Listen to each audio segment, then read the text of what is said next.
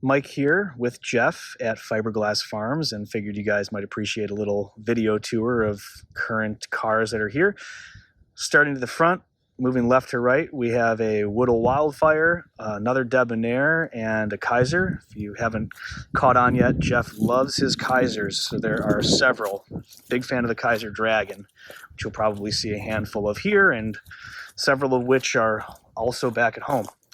So you guys have probably seen this recently, the Studebaker Stiletto. Obviously it's in a bit of a state here, but it's not too far off from how it was previously. It was in rough shape when Jeff acquired it, and even then the plan was to take a splash mold off of it and make a new body, because this just really wasn't sufficient for restoration, especially with the strange nature of how the fiberglass was done here. As you can see, it's sort of like corrugated cardboard, bit of an odd duck.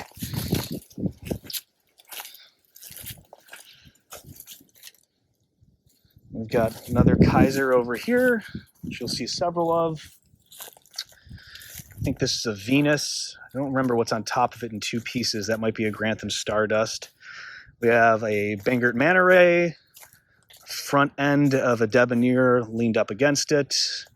Another Venus, I think. Kaiser. Grantham Stardust, currently undergoing restoration. As far as we can tell, this is actually the one that was used in the Johnny Dark movie. I forget what this is. No, this is the Venus. Those other two. Oh, the other two are the Tezaguzas, probably butchering the name on that, those Italian brothers. Here is one of the first fiberglass cars. This is an Irwin Lancer. If you guys have been following along for a while, you've probably seen this from the earliest posts when we're sort of going over the cars that debuted at the 1952 Peterson Motorama. Irwin Lancer, soon to be heading out. I believe Jack Farr bought this one and will be restoring it. Got in, what is that, the Hurricane sports engineering car front clip. There's that Mexican coach-built car, the D Nacional. A couple more Kaisers. What do we have sitting over here? I think this is another Woodle, looks to be. There's the Piranha Speedster next to another Tezagusa. I know I'm butchering that name. I can't remember how many consonants and vowels are in it. My Italian heritage is probably screeching. I don't remember what this one is. Here we have what I refer to as the Day 2 Conquest. These slotted mag wheels and this really cool color scheme on it. And the big fatty tires in the back. This is really neat. This is on a Henry J chassis. I think it used to be Corvette powered at one point. It's got the full center console option, really neat dash setup. Great car. This one might follow me home at one point. As much as I'm sure I'll love driving my electric Ladari Conquest from General Electric, having one that's actually gas powered would probably be neat. What do we have over here? I think this is, this is a Maverick. You guys have seen that on the page before too. What's hiding over there? I think that's a, behind the bushes here, Victress S1. There's the Mexican coach-built car you guys have seen. Back end of the Piranha Speedster. And then more Kaisers. So many more Kaisers. Another Debonair. These cars are rare, of course, but, Jeff is really good at finding them. This is the Wow Cadillac that you guys have seen too. Unfortunately, the front end is missing, but a lot of really good documentation on that car, so that won't really be too hard to replicate. What is this one? Another Woodle, I think.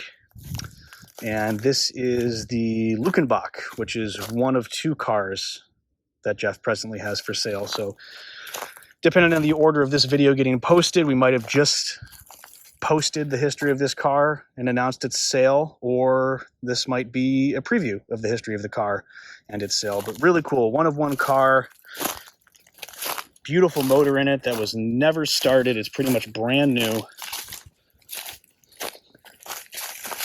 Really great design. There's the Woodle, and then another Tiburon Shark. Here we are at one corner of the farms, McCormick, which many of you will recognize from previous stories we've done about the car. Really interesting design. Absolutely beautiful. Get a look around the backside here so you can really appreciate it. I mean, really great silhouette and profile. You just imagine it with a windswept windshield back in. There you go. What a beaut. Removable hardtop too. Sitting behind it is a Glasspar G2. Kind of somewhat unrecognizable with the lower valence having been cut out and the grille modified and this big hood scoop on it. This was actually used as a drag car, which is pretty interesting. Over here we have the molds for a CRV Piranha. Here is a Victress S4, which is the same thing that we have on the trailer that we're bringing here to the farms today, to give you an idea of what a consistent full grille looks like for reference, but most importantly, what the rear end is supposed to look like, unlike that squared off atrocity that is on the one on the trailer. So here, much more elegant. You know, you've got these really great fins almost with the quarters, the way they're rounded off, and some much better looking rear end than the other one. So this is the one you can take a splash mold from and put back a proper rear end on the other car instead of that squared off mess.